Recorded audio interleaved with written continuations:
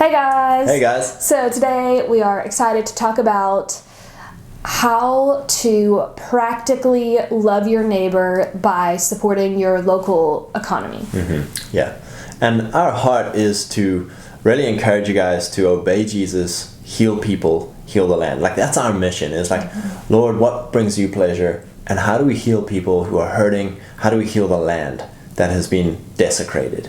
You know, and one of the things for us is figuring out home economy, local economy, how Jesus is just so super pleased with us trying to build a home economy, build a local economy as a way of healing people and healing the land. Well, this has been kind of a new journey for us. We've always been pretty aware of where we spend our money. I have hated Walmart since before I went to college.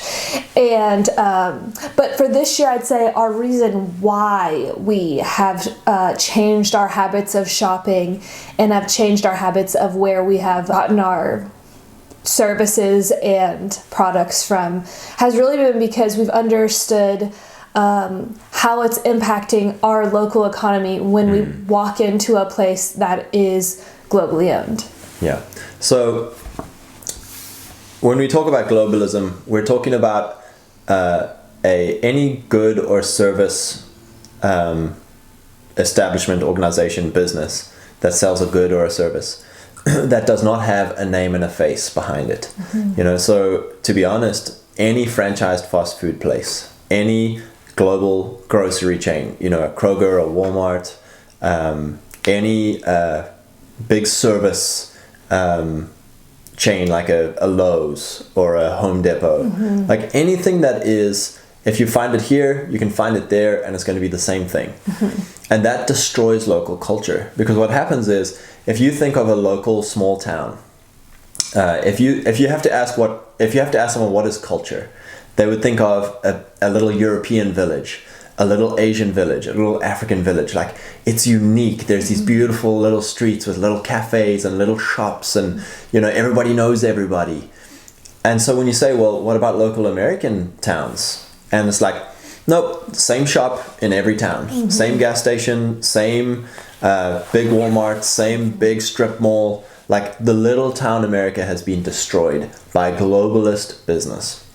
And so what happens is, you get a big Walmart or a big Kroger or a big Home Depot or a big, you know, strip mall full of cut and paste fast food restaurants on the outskirts of the town.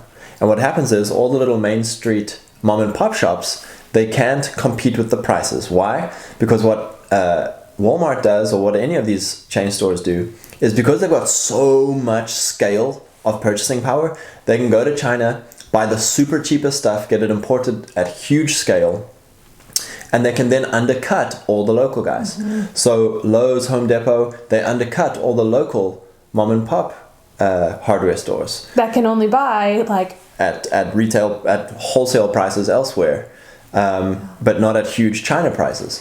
And you're also, these huge corporations, you can look at their backgrounds and see how they're doing in the social realm of things, and most of them have little children in foreign countries putting together their stuff. So it's not ethical the way that they're buying. Even if they didn't, even if they were just using normal Chinese workers, normal Vietnamese workers, whatever the case may be, the scale is they're taking it away from your local neighbor.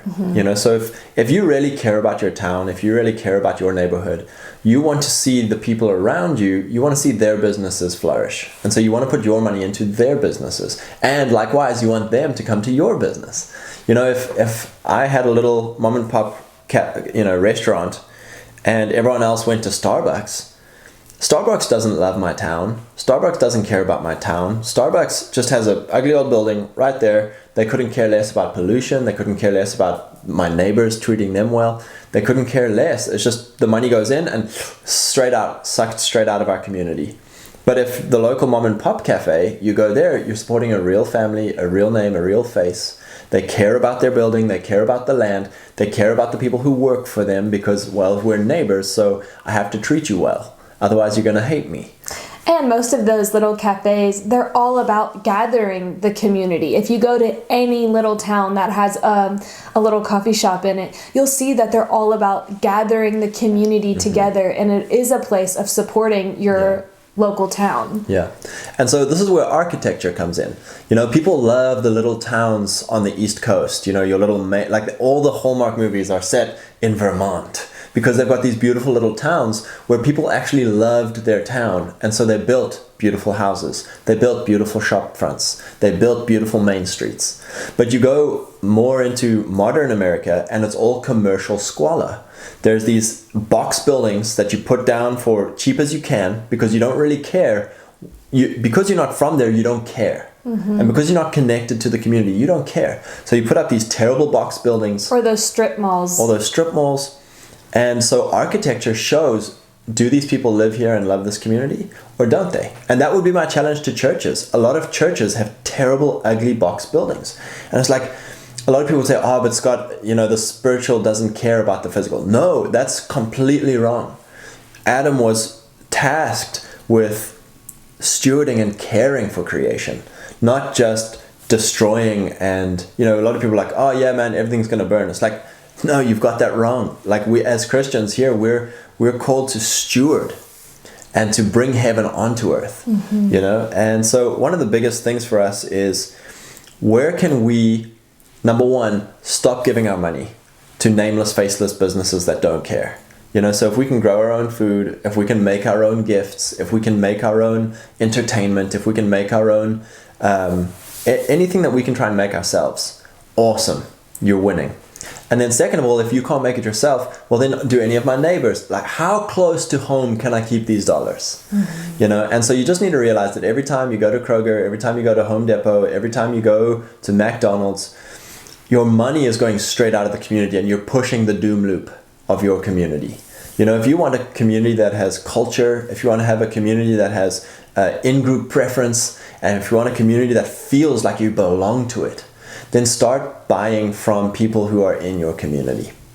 And so for us, practically, what that has looked like, it has been a journey. It is a slow journey. You don't have to start tomorrow only buying things from your local community. Well, it's not going to happen because that's been destroyed. A lot of times we don't have that opportunity. Yeah, exactly. And that's been the fun thing, is we've had to drive around and find local places. So like just recently, we live about an hour from the biggest city, and there's a really great co-op that we would buy our groceries from. Well, recently we were in a town 20 minutes from us, and they have a health food store that's locally owned by this kind couple. Here's the challenging part. You're now choosing, okay, this stuff is more expensive. So am I going to spend more money on the stuff that this local store is doing, and I think we live in a time where Amazon Prime has made life super easy and super convenient and super cheap. The problem is, again, you're taking away from your local shops. They can't compete with Amazon. There's just no way their price points could ever compete with Amazon.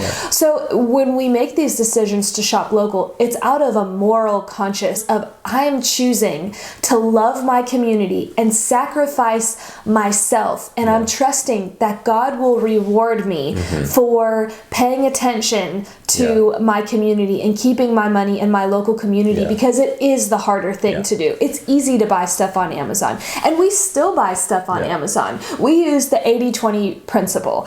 If we can spend 80% of our money on local stuff, it's okay every now and then to go to Whole Foods and buy stuff. It's okay to go to Chick-fil-A. We went to Chick-fil-A this week. You can start to look at your money differently. Start looking at economic transactions as voting. Start looking at economic transactions as generosity.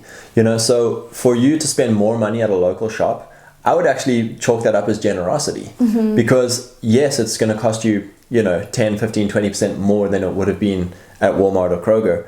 But this is generosity to that family. We need to start looking at our money differently. Likewise for Christian organizations. A lot of times popular culture tries to destroy Christian businesses, tries to destroy businesses that take moral stands. I.e. Hobby Lobby, Chick-fil-A.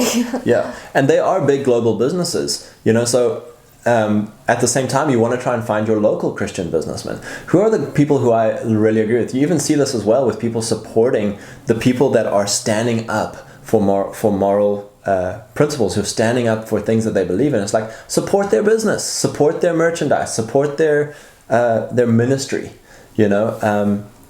And so our money is very important, because economy is the base level. You know, it's why Jesus speaks so much about money, because it's the base level for our heart. It's the base level for loving our neighbor. Okay, so to wrap things up, our encouragement is to just start by small beginnings. Like, explore your local town and see, and a lot of people already do this without even really thinking about it. I mean, if you're shopping at your local coffee shops, that's awesome. But it is, maybe try one step further of, this week, how can I buy my groceries locally? Even if it's just $50 worth of groceries, how do I buy that locally? Or try to find a local farmer who does raw milk and support them and buy raw milk from them. Or go and find your local boutique that sells fair trade clothes and buy clothes from them, or buy a pair of socks from them. It's not about consumption. That's not what we're talking about. It's not about consuming, but it's about, what are your basic needs, and how do you find those needs through your local community. Yeah.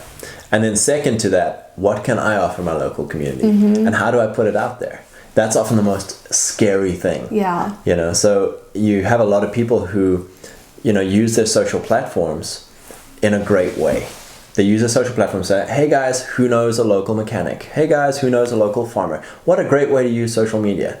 And then number two, it's a great way for you to offer your services, your products to your local community. So, love you guys. Bless you.